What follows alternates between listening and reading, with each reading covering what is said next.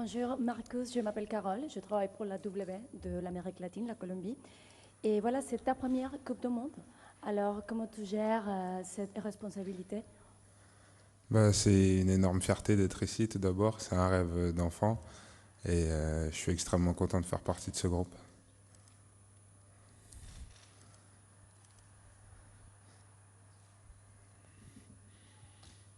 Bonjour, Pablo Polo, quotidien marqué en Espagne. Vous êtes déjà concentré sur la Coupe du Monde, évidemment. Est-ce que vous regardez ou vous savez récupérer un conseil spécial de votre père au championnat du monde, évidemment? Et après, je ne sais pas si vous savez regarder l'équipe d'Espagne hier, si ça vous a surpris ou vous voyez déjà l'équipe d'Espagne comme un de favoris. Bonjour. Comme conseil, mon père, depuis que je suis petit, il me donne à peu près les mêmes conseils de rester moi-même et de profiter de chaque moment. Et l'équipe d'Espagne a une très grande sélection, elle a été performante dans plusieurs compétitions et oui, c'est toujours un favori. Bonjour Marcus, Vincent Garcia à l'équipe.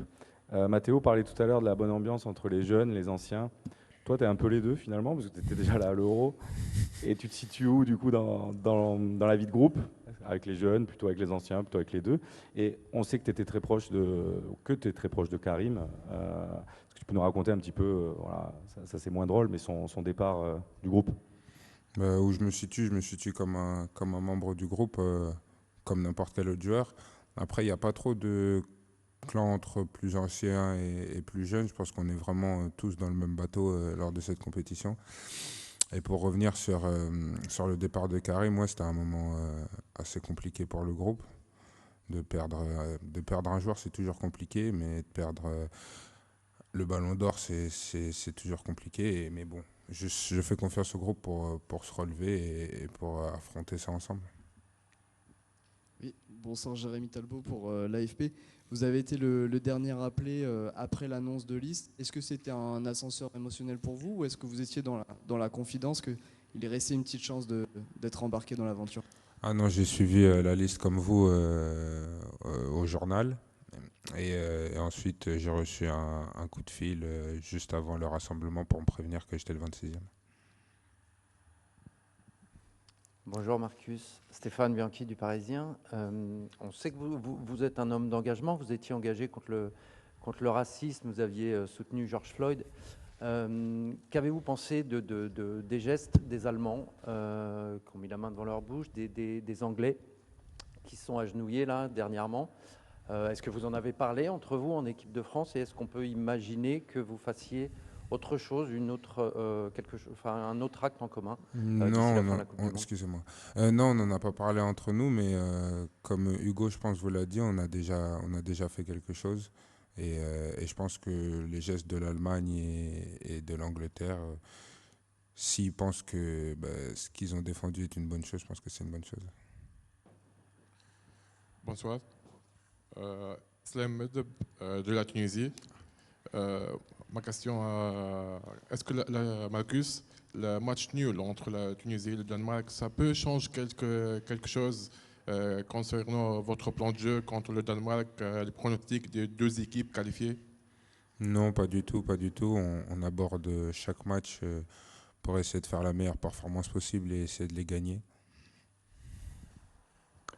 Bonjour Marcus, Cyril de la Morinerie d'Europe 1. Votre père, Lilian Thuram, champion du monde en 98, a dit qu'il était très ému et très fier de votre présence ici. Qu'est-ce que ça fait pour vous d'être le fiston avec le maillot bleu suite à tout ce qu'a fait votre papa pour l'équipe de France? Est-ce que vous aussi, vous êtes d'une certaine façon ému, ce qui a une responsabilité aussi pour vous de briller suite à ce qu'a fait Lilian Thuram? Non, non, je mets pas cette pression. Peut-être après ma carrière, je regarderai et je me dirais que peut-être c'était quelque chose de fort, mais à l'instant T, non. Ah oui, oui, je suis très content. Très, oui, très heureux d'être ici. Marcus? Oui, bonjour, Julien Thomaville, les DNA. Simplement, est-ce que tu peux nous dire, par ton profil, qu'est-ce que tu pourrais apporter à l'animation de l'équipe de France, là, voilà, qui est un petit peu nouvelle et qu'on a découvert contre l'Australie? Le coach sait ce que je peux apporter et je me tiens prêt s'il fait appel à moi. Bonjour Marcus, à ta droite, là, Damien Degand, l'équipe. Tu disais que tu avais découvert la liste des 25 à la télé, au journal. Comment tu as réagi quand tu as vu que ton nom n'y était pas, dans un premier temps? Normalement, je sais que c'est pas moi qui fais les choix, donc je ne peux pas être énervé contre quelque chose que je ne contrôle pas. Bonjour Marcus, Alexandre Carré pour beIN Sport. Vous avez perdu Lucas Hernandez, vous l'avez dit au revoir aujourd'hui. Vous aviez perdu Karim Benzema, Christopher Nkunku. Est-ce que c'est pas un peu pesant pour le groupe émotionnellement comme ça de devoir dire au revoir à autant de monde alors qu'on est encore qu'au tout début de la compétition? Est-ce que vous avez l'impression que ça peut être positif pour vous souder par rapport à ces départs-là? C'est toujours compliqué de dire au revoir à des collègues, mais encore plus quand on sait l'importance qu'une Coupe du Monde a. Après, on les garde dans notre esprit avant chaque match et on essaie de donner le maximum pour eux. Bonjour Marcus, ici Sébastien Tarago, la chaîne L'Équipe. J'espère que tu me pardonneras cette question. Tes réponses sont très concises, on va dire. Est-ce qu'il y a une volonté de ne surtout pas dire quelque chose qui pourrait soumettre à la polémique ou quelque chose comme ça? Ah non. Elles sont trop courtes, vous trouvez? Non, c'est concis. Je peux faire plus long. Mais je sais que tu peux faire plus long, c'est Ouais, pour ça. vous savez que je peux faire plus long. nous, on est d'accord. Hein. Non, mais j'essaie de, parce que je voyais vous écrivez, donc j'essaie de vous ok. faciliter le travail. On peut réécouter après si jamais.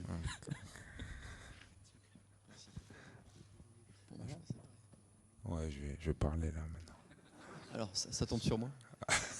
Grégory Schneider, Libération. Alors, vous avez disputé le France-Suisse du dernier Euro. Alors, la série de pénaltys s'était mal passée, mais vous aviez pris vos responsabilités, vous y étiez allé.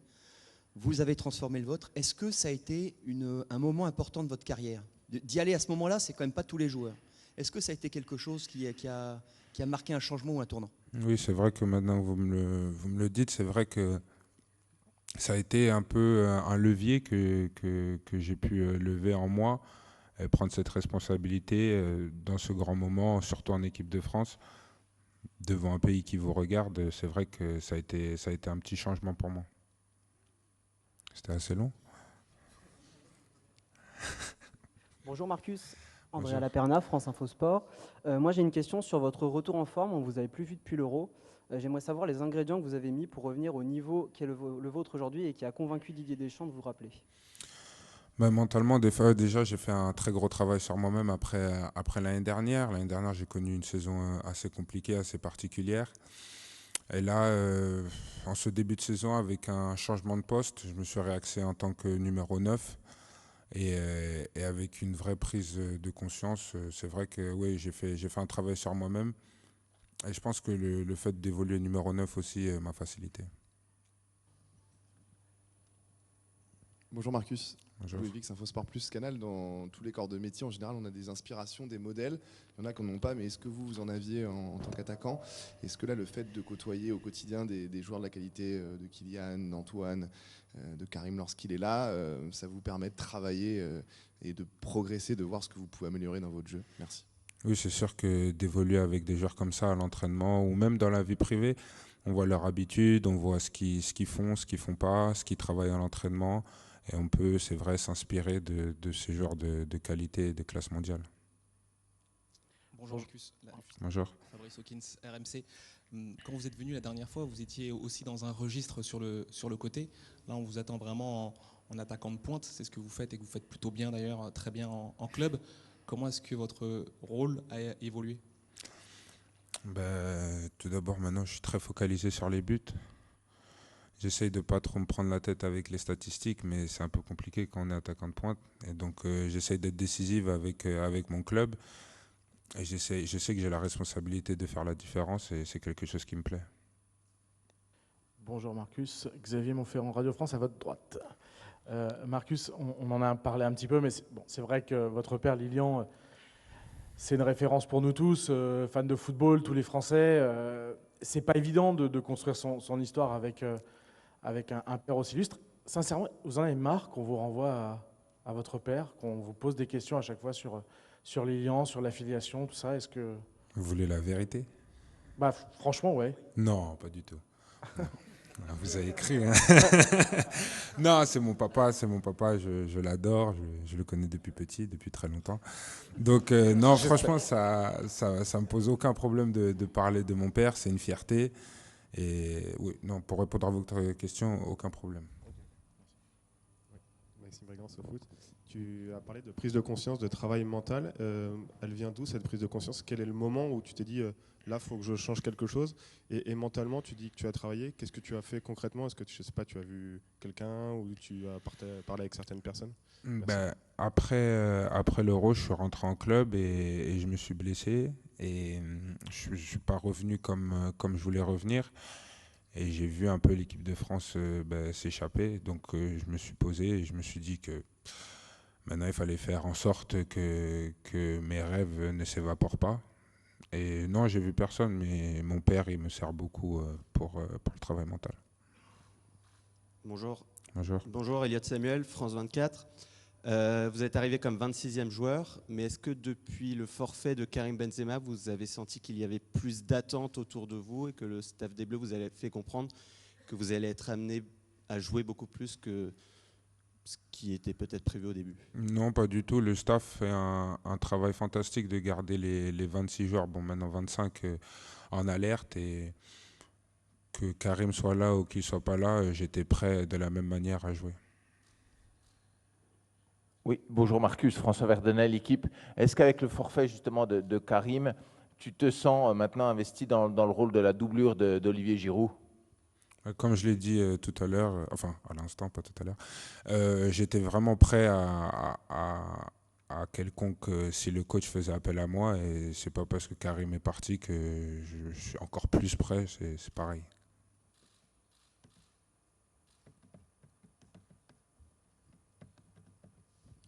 Bonjour Marcus, Antoine Maignan pour l'AFP. On vous a vu très complice avec Kylian Mbappé, assez proche, à rigoler avec lui à l'entraînement. D'où viennent ces liens particuliers avec lui? Peut-être de l'Euro des U19, j'imagine. Est-ce que vous pouvez me raconter cette relation et me dire ce que vous pensez de l'évolution fulgurante de ce joueur depuis justement cet Euro-là? La première fois que j'ai vu Kylian, c'était à l'INF Clairefontaine, tout d'abord. C'était en première année pendant que j'étais en deuxième année. Et déjà à l'époque, on savait qu'il avait quelque chose de spécial. Ensuite, on l'a recroisé quand on a gagné l'Euro U19 avec l'équipe de France. Et depuis, il cesse de m'épater, il cesse de m'impressionner. Mais ce que j'adore avec lui, c'est qu'il n'a pas changé et que c'est toujours la même personne et qu'il adore le foot. Donc c'est un bonheur de l'avoir dans notre équipe. Rebonjour Marcus, Alexandre Carré, beIN Sport. Raphaël Varane est sur le chemin du retour. Qu'est-ce que ça change de l'avoir dans l'équipe, avec notamment beaucoup de jeunes? Quel est son apport en dehors et sur le terrain pour vous? Raphaël Varane, c'est clairement un taulier de l'équipe. C'est quelqu'un qui a un grand poids dans l'équipe et de l'avoir avec nous, c'est rassurant. Bonjour, Nicolas Le Gardien de Sud-Ouest ici. Qu'est-ce qu'apporte un match comme celui que vous avez joué hier pour vous qui êtes un petit peu en attente? Voilà, première question. Et deuxième question, qui a pris la parole dans le vestiaire avant le match contre l'Australie, parmi les joueurs, ou à la mi-temps, ou avant le match?